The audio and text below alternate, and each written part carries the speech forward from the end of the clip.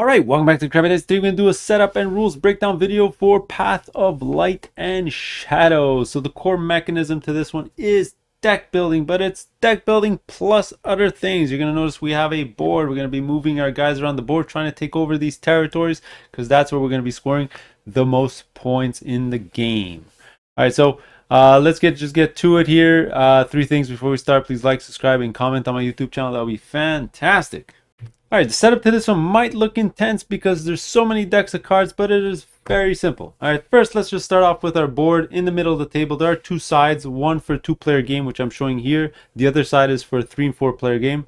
Either way, what you're going to be doing is on each region of the board, these little separated things by lines are called regions. You're going to put towers equal to the strength of that region. So you're going to have a little shield icon right over there. Right below there's a number. The large walls count as 3, the small walls count as 1, obviously. So for this one, for example, says 7. You're going to put 7 wall pieces here. Here's 16. You're going to put 16. You're going to do that for every region on the board. All right, the other things on the board is just everyone's going to start at 5 points. You're going to put each player's cube right there. And then the same thing on the bottom right. You're going to have a little cruelty mercy track here, yin and yang, let's just say. You're going to start everyone off at 0. So just put their little token over here. All right, the turn marker is this little pillar over here. You're going to start off on 1, obviously. And now let's look around the board. All right, on one side of the board, you'll have an ally deck. You're going to flip over, shuffle, flip over the amount equal to the amount of players plus 1. So in a 2-player game, you'll have 3. In a 4-player game, you'll have 5. These are little objectives you're trying to accomplish to score points and to gain abilities throughout the game. All right, the large decks of cards on the outside of the board. All right, there's 2 kinds. All right, first you have the upgrade deck. These can be face up. You're going to see at the bottom of the board here. It's upgrade deck for common folk. So these are all the upgrade cards for common, all green. Leave them face up in the common. You're going to do that for all the other 4 regions. All right, so you're going to have the Halax Guildlord, the Sigilborn, and the Hordes of Zerd. All right, for example, all the Zerd cards, upgrade cards. Remember, it says upgrade at the bottom. Leave them in a stack face up here. The only exception is the Numerai cards, the purple ones. Give it a good shuffle and leave. I like to leave them face down because these are going to be completely random. You just draw them off the top of the deck. On the other side, though, here, these are the realm decks. These are going to be face down. All right, at the bottom, you are going to see realm deck for Riverway Sovereignty. All right, that's going to be the same for all of these cards. Give it a good shuffle and put them face down in their allotted area. So example here, this is the Riverway Sovereignty. So you're going to put them here. You're going to do the same thing for all 4 decks. Give it a good shuffle. All right, pretty much done for the board area. All right, for the individual player pieces, give each player a player board. They're all identical and the color of their choice. I chose yellow here. And each player is going to play a yellow cube on the top of each building type on their board, as you can see here. I give each player 4 follower cards and 3 conscript cards. This is going to be part of their initial deck, but we're going to add more cards to start off their deck. For the initial setup, what you're going to do is you're going to have a deck of advisor cards. Give it a good shuffle. And the rulebook says give each 1 to each player, and that's going to be a special advisor card. What I like to do is give 2 to each player. There's a little house rule. Give 2. They're going to select the one that they want and throw the rest back in the box. Even all the rest of the advisors that you don't have, throw them back into the box. All right, so for example, let's say this was for the green player, and let's give this to the yellow player. All right, these ones are gone. And the last thing for setup is we have our hero miniatures here. All right, so starting in turn order, each player is going to pick a location with one of these windmills. These are the starting locations, and you're going to put your hero there. All right, so let's say yellow goes there as first player. The other players have to obviously pick a different region. You can't pick the same one. So let's pick green over here. All right, and you're going to add the top 2 cards of that region to your deck as well. So yellow is going to add 2 of the yellow cards. So these are going to go in their deck. And then green is going to get 2 of the Mountain Clan cards in their deck. All right, you're going to shuffle all of these 10 cards together. And this is going to consist of your starting 10 card deck. You're going to draw 5. All right. And you're pretty much ready to get started. All right, rules breakdown time here for Path of Shadow and Light. So like I mentioned in the intro, this is at its core, a deck building game. If you don't know what that is well, you're gonna have a huge deck of cards next to your board. You're gonna draw, you're gonna do actions based on the cards you have. At the end of your turn, discard all the cards you've played, redraw up to 5, then it's gonna go on to the next player and just gonna keep going around the table until the end game is over. All right, so the game is played over 12 rounds. Over here, we have the round tracker. It's going to keep track. And you're going to have a scoring at the end of 4, 8, and 12. And obviously scoring at the end of the game. All right, we're going to go over scoring at the end of this video. So jump there if you want to learn how to score. All right, so what can you do with your cards? So in this game, there's 6 specific actions you can do on your turn. And we're going to go through them all in order. Okay, most actions in this game or abilities you want to do require cards in your hand and focus on what the card means, except for 2. And we're just going to tackle those right away just to get them off our plate. The first action you can do is once per turn, you can move your hero on the board to an adjacent location.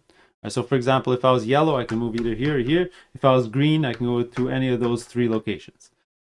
All right, once per turn. You can do it before another action, after another action, but once per turn, move your guy. Second thing you can do, second action, is satisfy an ally and gain an ally. All right. So if you look at the right hand side of an ally card, you're going to see in yellow what you need to do to gain this ally. All right. So this says control at least 2 of these farmhouse provinces. If you satisfy that as an action, you can grab this card and slot it on your board over here. Let me move my tokens where it says allies. All right, and then you gain the ability over here. So for the rest of the game, you can do that ability. All right, so those are the first 2 actions. The next action, because it is also very simple, is some cards in the game are going to have an action ability. All right, so obviously, as an action, you're going to play that action. You read it out loud, you perform its effects, whatever it may be, and then when you're done, you play the card in your play area. Very important. Every time you play a card in this game, it goes in your play area until the end of the turn. All right, the next 4 actions all require the cards from your hand. Okay, so let's tackle them in no particular order. So the first one we're going to look at is buildings. All right, so as an action, you can build a building and almost think of this like a skill tree, or best way to explain it. So for example, if you want to build the Imperial Council, you have had to have built a Great Keep on a prior turn. You can't go straight to that level. All right, so I would have to spend a turn to build this and then build this on a next following turn, all right, to get there. All right, and you're going to see the cost of all these buildings written on with hammers, and that's where you use the hammer icon on a card. All right, now another thing that's very important is you need to use at least 1 card of that color building to build. All right, so for example, I have a green, a blue, and a yellow card, and I have 2 and 2 and 2 hammer. All right, so I could build this building with 4 hammers because I have a blue card. So I can use either these 2 cards or these 2 cards, that equals 4, to build that building. So I'll just move it there. And then once you use the cards, they go again into your played area. Alternatively, I could have built a green building, all right? Because I could have used a green card and a yellow card. All right, that's 4. At least one of the cards are green. Put them in my play area and build a green building. All right, so looking at my hand, the combinations, I could either have built a yellow building, a green building, or a blue building, because in each combination, I can get to 4. All right, you always have the option to build in this general section over here. This requires no color combination. Just give up 4 of any color and you can go up on that track. All right, so in this example here, let's say I built these, use these 2, and I will go up on the Great Keep. Now each of these give you ongoing abilities throughout the game, except for the last one in each track. The last one is strictly for end game scoring. All right, but all the other ones will give you abilities. Keep track of them. It's very important. Don't forget what they are throughout the game. All right, the next action is promoting cards. And that's basically replacing a card with an upgraded version of itself. All right, and you're going to get rid of the old card and get a better version. All right, so for example here, the Cathedral Builder. All right, you can turn it into a Cathedral Monk. And just FYI, over here on the bottom right, you are going to see the upgraded stats of that card. So from 2 hammers and 1 sword, the new card is going to have 3 hammers and 2 swords and a shield. But you are going to have to look at that card to see if it has any abilities. All right, the promotion cost is going to be on the left-hand side here in red. All right, so most cards have either swords, hammers, or a combination of the two. All right, now the promoted card can either come from your hand or, better yet, from your discard. All right, you can promote cards from your discard, and it might be a better idea because that upgraded card will go into your discard unless you have the Imperial Council building built, which will put it on top of your deck. But either way, pick a card from your hand or a card from your discard and promote it. All right, so let's just go through a full example. Let's say I want to promote this Cathedral Builder. All right, I have to pay 2 hammers. All right, so let's just say I want to use this Trusted Follower for her 2 hammers. The cards you use will go into your played area. All right, so now I have access to 2 hammers. You're going to take that card that you want to promote. Remember, it costed 2 hammers. You're going to go get its counterpart, so the Cathedral Mason. So it is a yellow card, so it's going to be in the yellow deck. You're going to go get the Cathedral Mason. This card is going to go into your discard pile. All right, and the card that you got rid of goes back in its original deck. All right, so you're going to see here the Realm deck, Hallowed Veil. You put it at the bottom of that deck.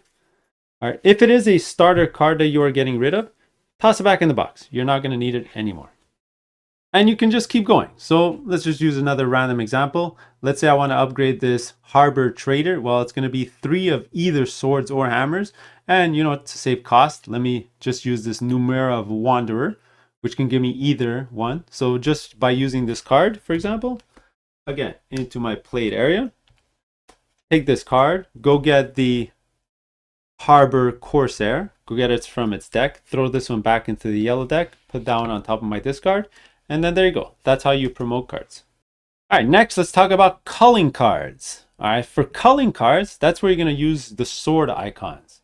What you can do is you can discard from your deck, either your discard or your hand, the number of cards equal to your sword value. So in this random example, let's just say I'm going to use my Numerai Wanderer with 3 swords to get rid of 3 cards from my deck. All right, so again, like usual, cards that you play go into your play area. All right, and I can get rid of 3 cards, and I'm going to get rid of them from all my discard. All right, so I'm going to look through my discard, and what I'm going to decide to do is to take 3 of these basic cards and cull them, get them out of my deck. Now, because I got rid of 3 cards, I'm going to gain 1 cruelty for each card I've discarded.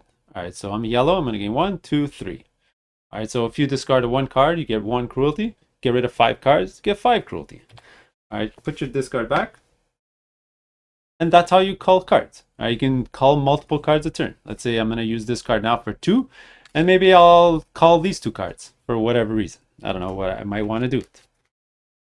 And the last action is attacking, which is the second way to use swords.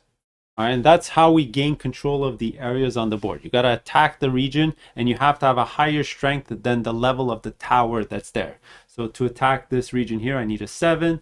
This one is a 7. Here it's 16, which is quite a bit. All right, now attacking works a little different if the area is unoccupied, which means it doesn't have a flag yet, that nobody's attacked it or gained the territory yet, versus a territory that already has a flag. So what we're going to do is we're going to break it up into 2 different parts. All right, first let's tackle if there's nobody owning that region yet.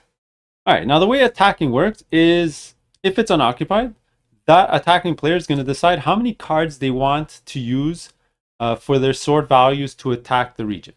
All right, so for example, here I need to get to a 7.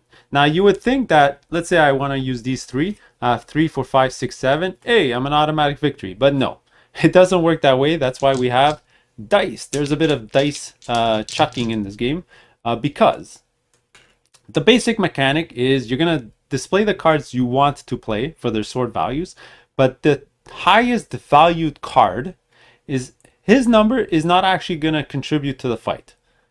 All right, so what I like to do is just hide it behind one of the other cards, all right, because you're going to roll dice equal to that value of the card. All right, so let's just say it's going to be 4 plus 3 dice. And let's say I'm trying to get to a 7 here. You're going to roll the dice. And you're going to see if the swords on these add up to the 7.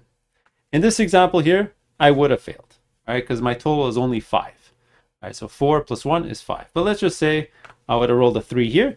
I would have been successful because you have 3, 4, plus 4 is 8. It's more than 7. And there you go.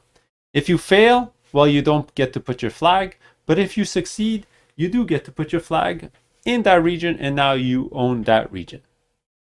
All right. If you fail, you gain no cards. But if you do succeed, the region that you conquered, you're going to get 2 cards from that realm and add it to your discard. So in this example here, I'm going to gain 2 from the Mountain Clan and put it into my discard area. The other thing you need to focus in on are these ruin symbols. They're going to appear on multiple faces of these dice. For each of these that you've rolled, you're actually going to destroy some tower pieces. In this example, I rolled a 1. So I'm going to destroy a 1 tower piece and throw this back into the box. All right, if I rolled 2, I would replace this 3 with a 1, for example. All right. And this counts as the defense for that region. So the less towers there are, the easier it is for an opponent to come in there and attack and take it over later on in the game. All right, next let's look at an example where you are attacking a region that somebody had previously gained control. All right, because there's some slight modifications to the attacking sequence. All right, first, when you pick your cards, are you going to pick them face down? All right, so we're going to do this in steps. All right, so first, the attacker decides how many cards he wants to attack with. So we'll go with the example where they're going to put all 4 cards and they're going to put them face down. So they're saying, I'm attacking with 4 cards.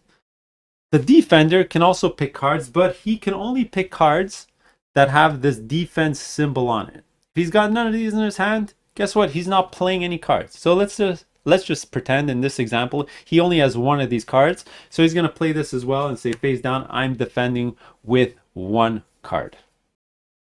Now, no matter the amount of cards that the defender played, he gets to redraw up to his hand size. All right, so that his next following turn, he doesn't go in with less cards. He's going to draw and add another card to his hand.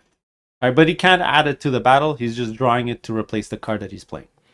All right, after that, you're going to show your cards, and you're going to do the same mechanic as before. The highest played card, you're not going to add to the battle. So in this example here, this Numerai card is a 3. So I'm going to roll 3 dice over here. And in that example, he only played 1 card. So this card is not going to add to the battle. He's going to roll 2 dice. So I like to flip it over, and he's going to roll 2 dice. And then you're going to have a dice off. So this player is going to roll, and this player is going to roll. And you're going to see who the victor is. So you're going to calculate your strength. So the attacker's strength here is going to be 1, 2, 3, 4, 5, 6, 7, 8. And the defender is going to have 6 base defense because of his region towers, plus his dice, which is 0. So it looks like the attacker won. If the attacker won, you're going to go through the same steps as if the region was unoccupied. You're going to kick off that guy's area. You're going to gain control. You're going to gain 2 cards of that region and add it to your discard. All right. But you're going to do also some other things. All right. For each of these rune symbols, for the attacker, you're going to still destroy some towers from the region. So here I rolled 2 ruins. I'm going to remove a 3. I'm going to put back a 1. All right. For the defender, all right, you're going to wonder, what do you do with the ruins? Well, you actually destroy cards from the attacking player. So the attacking player has to remove from his deck power equal to the amount of ruins that he rolled. So because he rolled a 2, I can either get rid of my Zealot card, I can get rid of this Conscript card because it's a 2. I can get rid of my Numerai card, which would be a horrible idea. But I would need to get rid of, one of these 2 cards to cover the ruin symbol that's there. Those are all the actions of the game. Now, that being said, there are plenty of different abilities that are on the cards themselves. So don't forget to read what's on the card because it's very important. So, for example, just this Outland Settler. It says, when you play this card, gain 1 cruelty or 1 mercy. So this is playing it whether it was for a build or for an attack or for a promotion or for culling. It doesn't matter. You'll do his ability. Other abilities trigger on specific keywords. So if you use this card when you do a build, you're going to gain something. All right, other ones are for when you're conquering. So for example, this one. All right, so when you conquer, you'll do something. All right, if you use this card to promote or to cull, well, you're not going to gain this ability only when that keyword is done. For other examples here, defend. All right, if you're using this card to defend, well, you'll get something special. And I think the last thing to tackle on actions are these special Numerai cards. I didn't talk about them throughout the video because they work a little bit different than everything else in the game. All right, so first of all, these are pretty much all the same, and you'll find them in all the decks over here, all the realm decks. There's a certain amount in each single one, let's say a dozen or so, and it's completely random when you get one. All right, they all have the same stats and they all look exactly the same. All right, the difference of these is when you promote them, they don't give you a specific card like everything else. All right, you're going to get a random card. So first of all, to promote a Numerai Wanderer, you need to spend 6 total of swords and hammers.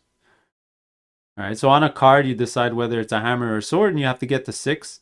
You put them in your plate area, and then you can promote a Numerai card. So just like before, you're going to put this card back in its original deck. So for example, this was the Mountain Clan. So put this underneath the Mountain Clan deck. And then what you're going to do is you're going to take the top card of the Numerai deck over here. And this is going to be the card that you add to your deck. And all of these are completely different. It was 100% random which one you're going to get. All right, so for example, here, I'm going to gain the War Speaker. And this is going to go on your discard pile. The anatomy of a Numerai card are all identical. All right, you're going to have a cruel section up here and a merciful section over here.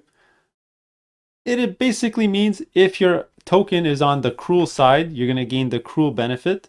And if your token is on the merciful side, you're going to get the merciful benefit over here. All right, so read them. They're all unique. I can't go through every single one, but they all give you unique abilities. And also their stats are really, really good. All right, each one gives you quite a boost in stats. All right, lastly is your end of turn cleanup. All right, so you're going to do sort of 3 steps. All right, first is any cards that you have in your plate area go into your discard. All right, pretty self-evident. Second thing you're going to do is wherever your hero is on the board, all right, you're going to gain minimum 1 card from that realm deck and add it to your discard. So in this example, I'm yellow, so I'm going to take 1 from the Mountain Clan, take this card, add it to my discard. Now you have the option to take a second card from that realm, but you will gain a mercy if you take one. All right, so if you're going for more of the mercy strategy, maybe you'll want to pollute your deck with more cards. So you'll take a mercy, you'll take a second card, and you'll put it in your discard. And the third thing you're going to do is draw back up to your hand sides, which is 5. All right, obviously like 99% of deck builders, if your draw stack is empty, you're going to shuffle your discard, give it a good shuffle, and then you're going to put it over here as your draw deck and draw off the top of the deck until you have 5. All right, the last thing to talk about is scoring. All right, so there's 2 types of scoring in this game. There's end round scoring, which happens at the end of round 4, 8, and 12. And then there's end game scoring. All right, we're going to talk about that later. All right, so at the end of the 4th round, you're going to score. All right, and what you're going to score is the value of all your gained regions throughout the game. All right, so let me just give you a random example here. Let's say it's the end of round 4 and I have these 3 regions. I'm going to score the strength of those regions. Just add them up. All right, so this region here has a strength of 7. Its towers are all still available. So that's going to be 7 points. This one only has 3. So that's going to be 3 points. And this one surprisingly has 16. So it's going to be 16 points. So 16 plus 10, I'm going to gain 26 points. You're just going to gain yourself points on the track on the outside. And by the way, if ever you hit 50, you add a cube to the start and then you just keep counting. All right, so the amount of cubes at the beginning is going to be worth 50 points each. All right, the second thing you're going to score is if you control a region, which is means having 2 of the same regions controlled, you're going to gain a bonus.